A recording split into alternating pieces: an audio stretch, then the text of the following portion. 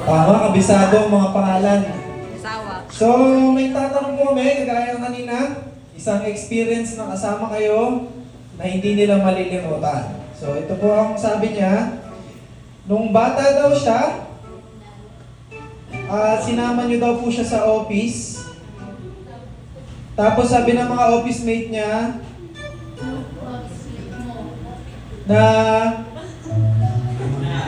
parang hindi ko pwede sabihin kasi mahulaan agad. Basta pogi daw po kayo at maayos ang kanyang itsura dahil pero bakit hindi daw po kapareho nila o hindi ka mukha?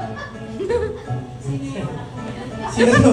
Sorry po, hindi po ko konti kasi baka mahulaan agad eh kasi may gender eh. Baka mahulaan agad. Si Ate sa Ellen. Bigyan natin ng 30 seconds para mag-isip-isip.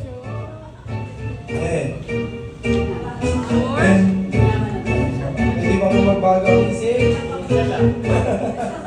Crucial na ito. 10, 9, 8, 7, 6, 5, 4, 3, 2, 1. Ang sagot ay... Si Ate sa Ellen Jen. Ang tamang sagot ay si Ate CJ.